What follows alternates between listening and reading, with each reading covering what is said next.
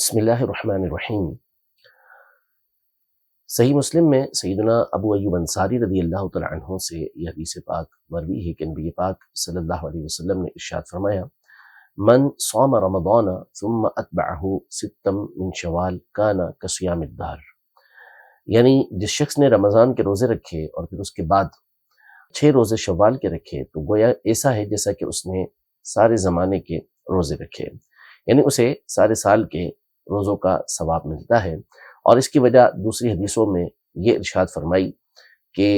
اللہ تبارک و تعالی ہر نیکی کا ثواب 10 گنا عطا فرماتا ہے۔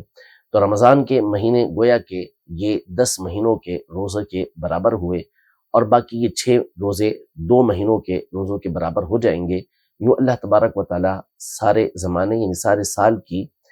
کے روزوں کا ثواب اسے بندے کو عطا فرمائے گا۔ اس حوالے سے اور بہت ساری احادیث طیبہ یہ کتب حدیث کے اندر موجود ہے۔ آج ہماری جو گفتگو کا مین موضوع ہے وہ یہ ہے کہ کیا امام اعظم ابو حنیفہ رحمۃ اللہ تعالی علیہ نے شوال کے روزوں کا رکھنا مکروہ قرار دیا ہے یا علماء احناف کے نزدیک یہ مکروہ ہے؟ تو ایسا ہرگز نہیں ہے۔ امام اعظم ابو حنیفہ رحمۃ اللہ تعالی علیہ سے اصلاً اس حوالے سے کوئی بات صحیح سند کے ساتھ ثابت نہیں ہے، درست بات ثابت نہیں کہ آپ نے رمضان کے بعد شوال کے روزوں کے رکھنے سے منع فرمایا ہو، ایسا نہیں ہے۔ اور اس پر علماء احناف نے کئی کتابیں تحریر فرمائی ہیں، جن میں امام قاسم بن قطلبغا رحمۃ اللہ تعالی علیہ جو ایک زبردست محقق ہیں اور سن 879 ہجری ان کا سن وفات ہے، 879 ہجری ان کا سن وفات ہے، اور احناف کے ایک زبردست محقق و محدث گزرے ہیں۔ انہوں نے ایک رسالہ تحریر الاقوال فی صوم الست من شوال کے نام سے تحریر فرمایا، اور اس میں آپ نے دلائل کے ساتھ اس بات کو ثابت کیا کہ امام اعظم ابو حنیفہ رحمۃ اللہ تعالی علیہ سے ایسی بات کوئی ثابت نہیں ہے کہ آپ نے شوال کے روزے رکھنے سے منع فرمایا ہو۔ ہاں، امام ابو یوسف رحمۃ اللہ تعالی علیہ سے یہ بات ثابت ہے اور ان کی طرف یہ قول منسوب ہے کہ آپ نے شوال کے روزے رکھنے سے منع فرمایا، لیکن اس کی جو صورت ہے اور اس کی جو وجہ ہے وہ یہ ہے کہ وہ اس انداز میں شوال کے روزے رکھنا کہ عید الفطر کا روزہ رکھنا اور اس کے ساتھ متصل ملا کے 5 روزے رکھنا، اس سے منع فرمایا۔ لیکن اگر کوئی عید الفطر کا روزہ چھوڑ دیتا ہے اور چھوڑنے کا حکم ہے کہ اس نے چھوڑنا ہی چھوڑنا ہے، اور اس کے بعد پھر اس نے اگلے روزے رکھے تو اس میں کوئی حرج نہیں ہے، یا ایک ساتھ نہ رکھے الگ الگ روزے رکھے تو اس میں کوئی حرج نہیں ہے۔ یہ امام ابو یوسف رحمۃ اللہ تعالی کا کے قول کا مطلب علماء نے بیان فرمایا ہے۔ امام اعظم ابو حنیفہ رحمۃ اللہ تعالی علیہ کے جو اجلہ شاگرد ہیں ان سے بھی یہ بات ثابت ہے، اور اکابر جو علماء احناف ہیں انہوں نے بھی اس بات کی وضاحت کی ہے کہ شوال کے ان 6 روزوں کے رکھنے میں کوئی حرج نہیں ہے۔ انشاءاللہ میں وہ عبارتیں بھی ان کے رسالے سے عرض کرتا ہوں، اور ایک گفتگو پھر انشاءاللہ ضروری اور اہم بات ان عبارتوں کے بعد جو انہوں نے ذکر کی ہیں اس کے بعد میں آپ کے سامنے عرض کرتا ہوں۔ اصل مسئلہ یہ ہے کہ کسی بھی امام کی طرف کوئی بات منسوب کرنی ہو، اب بعض لوگ ہیں مثال کے طور پر انہوں نے احناف کی کتابوں کے اندر بعض کتابوں میں امام اعظم ابو حنیفہ رحمۃ اللہ تعالی کی طرف یہ بات منسوب تھی،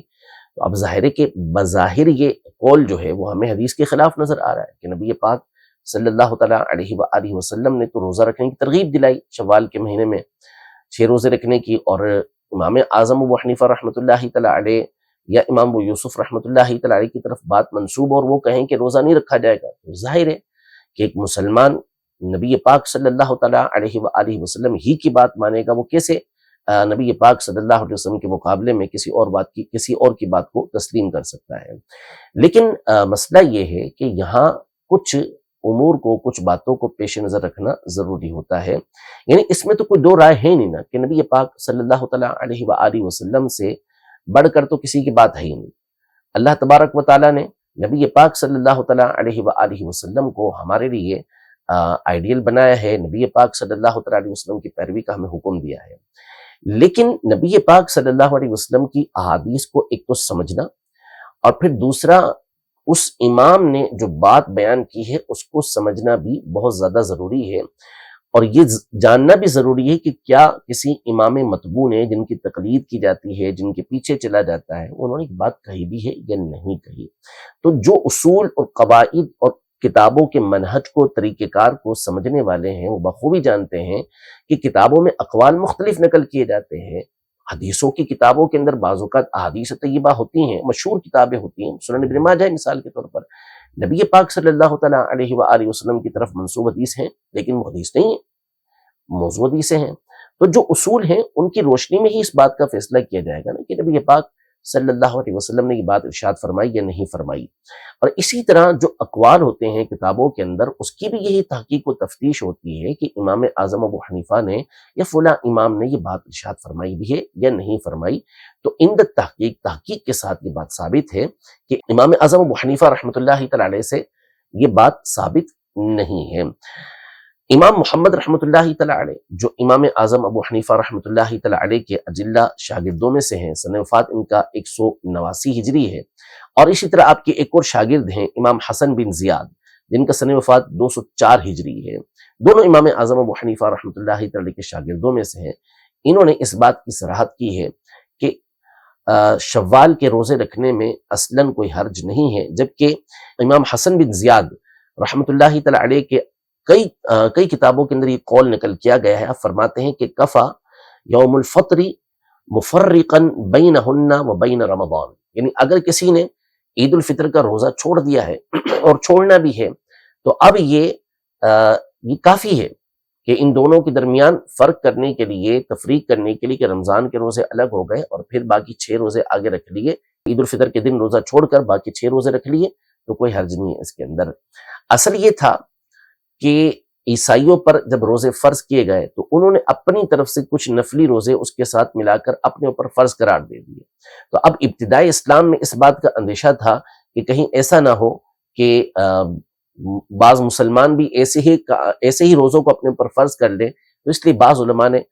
اس سے منع فرمایا، لیکن انہوں نے اسی انداز میں منع فرمایا کہ عید الفطر کا روزہ نہ رکھا جائے جیسا کہ حکم دیا گیا ہے، پھر اس کے بعد اگلے روزے رکھ لیے جائیں، تو اس طرح کوئی حرج نہیں رہے گا۔ یہ امام اعظم ابو حنیفہ رحمۃ اللہ تعالی علیہ کے 2 اجلہ شاگردوں کی طرف سے اس بات کی صراحت ہے کہ دونوں فرماتے ہیں کہ اس میں کوئی حرج نہیں ہے کہ عید الفطر کے دن روزہ نہ رکھا جائے اور اس کے بعد پھر 6 روزے مسلسل رکھے جائے۔ عید الفطر کا روزہ ویسے ہی دیگر احادیث طیبہ میں منع کیا گیا ہے۔ اسی طرح امام ابو جعفر طحاوی رحمۃ اللہ تعالی علیہ جو احناف کے ایک زبردست محدث گزرے ہیں، جن کا سن وفات 321 ہجری ہے، اور ان کی شرح معنی الآثار، شرح مشکل الآثار، یہ مشہور و معروف کتابیں ہیں جس میں آپ نے امام اعظم ابو حنیفہ رحمۃ اللہ تعالی علیہ کے مذہب پر بہت ساری احادیث طیبہ بیان کی ہیں۔ انہوں نے اپنی کتاب شرح مشکل الآثار کی جلد نمبر 6 میں بڑی تفصیل کے ساتھ اس موضوع پر گفتگو کی ہے، اور تقریباً 10 صفحات پر آپ نے یہ حدیث مبارکہ کہ من صام رمضان واتبعہ ستا من شوال کان کصیام الدہر، کہ جو شخص بھی رمضان کے روزے رکھتا ہے اور اس کے بعد وہ شوال کے 6 روزے رکھتا ہے تو وہ ایسا ہے کہ جیسا کہ اس نے ساری زندگی کے روزے رکھے، یعنی سارے سال کے روزوں کا ثواب اللہ پاک اسے عطا فرماتا ہے۔ تو آپ نے اس پر زبردست بحث کی اور اس پر جو اعتراضات ہوتے تھے ان تمام کے تحقیق کے ساتھ جوابات دیے۔ تو اگر امام اعظم ابو حنیفہ رحمۃ اللہ تعالی علیہ کے نزدیک یہ مکروہ ہوتا، آپ کے نزدیک یہ منع ہوتا، تو امام ابو جعفر طحاوی رحمۃ اللہ تعالی علیہ اس پر کوئی نہ کوئی گفتگو کرتے، لیکن آپ نے کوئی اس حوالے سے گفتگو نہیں کی، بلکہ آپ نے اس کے مستحب ہونے پر دلائل پیش کیے۔ اسی طرح احناف کے ایک اور مشہور و معروف فقی ابو اللیث سمرقندی رحمۃ اللہ تعالی علیہ، انہوں نے اپنی کتاب النوازل اس میں اس بات کو ذکر کیا کہ والمختار انہ لا بأس بہ، صحیح اور درست بات یہ ہے، جو پسندیدہ اور چنیدہ قول ہے وہ یہ ہے کہ شوال کے روزے رکھنے میں اصلاً کوئی حرج نہیں ہے۔ یہ کراہت اس وقت تھی جبکہ اس بات کا اندیشہ تھا کہ کوئی اس کو فرض روزہ سمجھنے لگے اور رمضان کے روزوں کے ساتھ ملا دے، ورنہ اس میں کوئی حرج نہیں ہے۔ امام ابو اللیث سمرقندی رحمۃ اللہ تعالی علیہ، یہ ان کا سن وفات 373 سن ہجری ہے۔ اتنے پرانے یہ بزرگ ہیں، بالکل قریب کے دور کے ہیں۔ اسی طرح امام ابو حفص عمر النصفی مشہور و معروف احناف کے محقق ہیں، سن وفات ان کا 537 ہجری ہے۔ انہوں نے بھی اپنی کتاب الکافی میں یہ ارشاد فرمایا کہ وَعِندَنَا لَا يُكْرَهُ، کہ یہ شوال کے جو روزے رکھنا ہے ہمارے نزدیک اس میں کوئی حرج نہیں ہے، یہ مکروہ بالکل بھی نہیں ہے۔ یوں ہی صاحب ہدایہ، مشہور و معروف کتاب احناف کی ہدایہ، ان کی ایک اور کتاب التجنیس والمزید کے نام سے، اس میں ارشاد فرماتے ہیں کہ صوم ست من شوال متصلم بیوم الفطر یکرہ عند مالک و عندنا لا یکرہ، یعنی اگر کوئی شخص عید الفطر کے فوری بعد 6 روزے رکھتا ہے تو امام مالک اس کو مکروہ قرار دیتے ہیں، اور اس کی ایک تفصیل ہے بحث ہے، اس پر ہم فی الحال نہیں جاتے، اور فرماتے ہیں وَعِندَنَا لَا يَكْرَهُ، ہم احناف کے نزدیک یہ روزے رکھنا مکروہ نہیں ہے۔ یوں امام قاسم بن قطلبغہ رحمۃ اللہ تعالی علیہ نے بڑی تفصیل کے ساتھ اپنے زمانے تک کی کئی کتابوں سے، علماء کے حوالوں سے یہ بات ثابت کی کہ امام اعظم ابو حنیفہ رحمۃ اللہ تعالی علیہ کا مذہب یہی ہے، آپ کے جو متبعین ہیں، آپ کے جو مقلدین ہیں، آپ کے مذہب کے جو پیشوا ہیں، ائمہ ہیں، وہ تمام اس بات کی صراحت کرتے ہوئے آئے ہیں کہ ان 6 روزوں کے رکھنے میں اصلاً کوئی حرج نہیں ہے۔ اب کسی نے لکھ دیا ہے تو وہ ایک غیر محقق قول ہے، غیر تحقیق شدہ قول ہے، آپ کی طرف وہ بات منسوب ہے۔ یہ تو ایک بات ہو گئی مذہب احناف اس حوالے سے بالکل واضح ہے کہ، اور پھر اس کے بعد ہماری کتابیں آپ پڑھتے چلے جائیں، یہاں تک کہ آپ بہار شریعت میں، اور پھر امیر علیہ سنت کی جو کتاب ہے روزوں کے حوالے سے، فیضان رمضان اور مدنی پنسورہ، اس میں بھی آپ دیکھیں گے کہ وہاں پر بھی شوال کے روزوں کی فضیلتوں کو بیان کیا گیا ہے، اور ہمارے یہاں مرغوبات میں سے، یعنی وہ روزے کی جو رکھنے کی فضیلت ہے اور اس کی ترغیب دی گئی ہے، اس میں سے شوال کے 6 روزے یہ بیان کیے گئے ہیں۔ دوسری بات یہ ہے کہ اب بعض لوگ یہاں پر یہ کہتے ہیں کہ جی امام اعظم ابو حنیفہ رحمۃ اللہ تعالی علیہ تک یہ بات نہیں پہنچی، اس لیے آپ نے یہ بات ارشاد فرما دی، اور ظاہر ہے کہ اگر کسی امام تک کوئی بات نہیں پہنچتی اور حدیث سے وہ بات ثابت ہوتی ہے تو پھر اس کی پیروی کی جائے گی۔ بات بالکل درست ہے کہ نبی پاک صلی اللہ تعالیٰ علیہ وآلہ وسلم ہی کی بات سب سے اعلیٰ، سب سے اولیٰ ہے، سب سے ارفع ہے، اور وہی لائق اتباع ہے، لیکن یہ ثابت کرنا کہ نبی پاک صلی اللہ تعالیٰ علیہ وآلہ وسلم نے یہ بات ارشاد فرمائی ہے، اور نبی پاک صلی اللہ علیہ وسلم کا یہ فرمان آخری فرمان ہے، اس کے بعد آپ صلی اللہ تعالیٰ علیہ وآلہ وسلم نے اس کو منسوخ نہیں کر دیا، اس کے عکس میں، اس کے خلاف آپ نے دوسری کو بات ارشاد نہیں فرمائی۔ اسی طرح نبی پاک صلی اللہ تعالیٰ علیہ وآلہ وسلم کے اس فرمان کا یہی معنی ہے، یہ ثابت کرنا آسان کام نہیں ہوتا، کیونکہ نبی پاک صلی اللہ علیہ وسلم شارع علیہ السلام تھے، اور آپ نے مختلف اوقات کے اندر جو احکام ہیں اس کے ذریعے سے امت کی تربیت فرمائی ہے، ناسخ و منسوخ کا ایک پورا سلسلہ موجود ہے۔ پھر اس کے بعد معانی کو سمجھنا، آپ صلی اللہ علیہ وسلم نے خود ارشاد فرمایا کہ بہت سارے حدیثوں کو پہنچانے والے وہ ہوتے ہیں کہ جن تک وہ بات کو پہنچا رہے ہیں وہ ان کو زیادہ سمجھتے ہیں، جن تک بات پہنچی ہے یہ پہنچانے والے سے اس بات کو زیادہ سمجھ رہے ہوتے ہیں کہ نبی پاک صلی اللہ علیہ وسلم کے اس فرمان کا مطلب کیا ہے۔ خود ابن تیمیہ نے اس حوالے سے ایک رسالہ رفع الملام عن الائمۃ الاعلام کے نام سے تحریر کیا ہے، اور اس میں یہ بات ثابت کی ہے کہ یہ ائمہ جو ہیں یہ تصور ہی نہیں ہے کہ کسی حدیث کا خلاف کریں، اس کی مخالفت کریں۔ ہوتا یہ ہے کہ بعض اوقات ان تک کوئی حدیث پہنچتی نہیں ہے، یا پہنچی ہوتی ہے لیکن ساتھ ہی ساتھ ان کو معلوم ہوتا ہے کہ حدیث منسوخ ہے، یا پھر ہم جو سمجھ رہے ہوتے ہیں کہ اس کا یہ معنی ہے، اس امام کے نزدیک اس کا معنی دوسرا ہوتا ہے، اس کا مطلب دوسرا ہوتا ہے۔ تو یہ کہہ دینا تو بڑا آسان ہے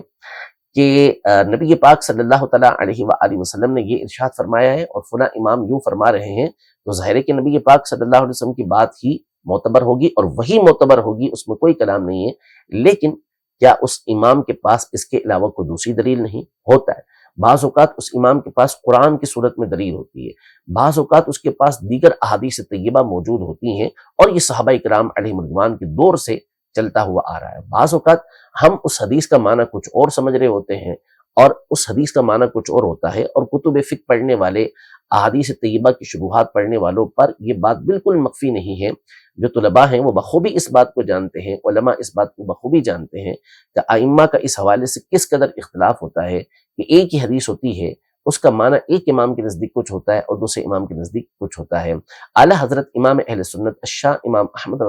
احمد رضا خان رحمۃ اللہ تعالی علیہ نے اس موضوع پر ایک رسالہ الفضل الموہبی فی معنی اذا صح الحدیث فہو مذہبی، امام اعظم ابو حنیفہ رحمۃ اللہ تعالی نے فرمایا کہ جب حدیث صحیح ثابت ہو جائے تو وہی میرا مذہب ہے۔ تو اس کا معنی کیا ہے، اس کا مطلب کیا ہے، اس پر پورا ایک رسالہ تحریر فرمایا، اور کئی علماء نے اس موضوع کے پر رسالے اور کتابیں تحریر فرمائی ہیں۔ تو اس میں اس بات کو واضح کیا ہے کہ بعض اوقات جو ہم سمجھ رہے ہوتے ہیں کہ نبی پاک صلی اللہ علیہ وسلم کا یہی فرمان ہے، تو ایسا نہیں ہوتا، اس کے علاوہ اور فرامین بھی نبی پاک صلی اللہ علیہ وسلم کے موجود ہوتے ہیں۔ جیسے مثال کے طور پر رفع الیدین کے حوالے سے کئی حدیثیں پیش کی جاتی ہیں، اب اس کو پڑھ کے یہ سمجھا جاتا ہے کہ گویا کہ نبی پاک صلی اللہ علیہ وسلم کی یہی فرامین ہے، حالانکہ صحیح احادیث طیبہ کے ذریعے نبی پاک صلی اللہ علیہ وسلم کا جو آخری فعل ثابت ہے وہ یہی ہے کہ نبی پاک صلی اللہ تعالیٰ علیہ وآلہ وسلم نے رفع الیدین سے منع فرما دیا تھا، رکوع جاتے ہوئے، رکوع سے اٹھتے ہوئے منع فرما دیا تھا۔ اس سے آپ صلی اللہ علیہ وسلم نے، اور آپ صلی اللہ علیہ وسلم کا آخری فعل یہ تھا کہ آپ صرف تکبیر تحریمہ کے وقت، جو عام روٹین کی ہماری نمازیں ہیں اس میں صرف تکبیر تحریمہ کے وقت رفع الیدین کرتے تھے۔ تو ایسا نہیں ہوتا کہ آپ کسی امام کے اوپر اتنی آسانی کے ساتھ یہ بات کہہ دیں کہ جی اس دور کے مطابق ان تک حدیثیں نہیں پہنچی تھی، ایسا نہیں، انہوں نے اپنی ساری زندگی اس کے اندر صرف کی تھی۔ آپ کمپیوٹر کے محتاج ہیں، کمپیوٹر کے اندر ساری کتابیں موجود ہیں، آپ یہ سمجھتے ہیں، تو ایسا نہیں ہے۔ اول تو نیٹ کے اوپر، انٹرنیٹ کے اوپر ساری کتابیں نہیں مل جاتی ہیں، ہزاروں کی تعداد میں مخطوطات یہ مختلف کتب خانوں کے اندر موجود ہیں جو آپ کو انٹرنیٹ پر اویل نہیں ہوں گے۔ کتابوں کے لیے جانا ہی پڑے گا، پھر اس کے بعد ان کے معانی پر غور کرنا، ان کے اسانید کے اوپر گفتگو کرنا، یہ ہر ایک کے بس کی بات نہیں ہوتی۔ پورا رسالہ تحریر فرمایا۔ اس کے علاوہ ہمارے کئی علماء احناف نے اس موضوع پر تحقیق فرمائی اور امام اعظم ابو حنیفہ رحمۃ اللہ تعالی کے مذہب کو بھی ثابت کیا، اور شوال کے ان 6 روزوں کے رکھنے کا استحباب بھی بیان کیا کہ مستحب ہے۔ ظاہر ہے ان کو بھی یہ بات معلوم تھی۔ جیسے مثال کے طور پر امام ابن طولون حنفی رحمۃ اللہ تعالی علیہ، انہوں نے کتاب تحریر فرمائی تکمیل الاعمال باتباع رمضان بصوم الست من شوال۔ اس میں بھی خاص آپ نے اس موضوع کے اوپر گفتگو کی ہے، اور امام اعظم ابو حنیفہ رحمۃ اللہ تعالی علیہ کے مذہب کے زبردست محقق ہیں۔ اسی طرح ایک حنفی بزرگ ہیں امام محمد ابن فروخ قاضی مکہ رحمۃ اللہ تعالی علیہ، متوفی سن 1061 ہجری، انہوں نے اس حوالے سے رسالہ تحریر فرمایا اور رمضان شوال کے 6 روزے رکھنے کا حکم بیان کیا، اور کئی علماء کے اس پر رسائل ہیں۔ تو ایسا نہیں ہوتا کہ ان ائمہ کے پیش نظر یہ احادیث طیبہ نہ ہو، احادیث طیبہ ہوتی بھی ہیں، اس کے معنی بھی سمجھتے ہیں، اور ان کے پیش نظر دیگر دلائل بھی موجود ہوتے ہیں۔ تو اتنا آسان کام نہیں ہے کہ یوں اٹھا کر کسی کے اوپر اعتراض کر دینا۔ جب آپ تفصیل کو پڑھیں گے، تحقیق کو پڑھیں گے، جو کتابوں کے اندر مذکور ہے، تو پھر آپ کے سامنے بات بالکل واضح ہو جائے گی۔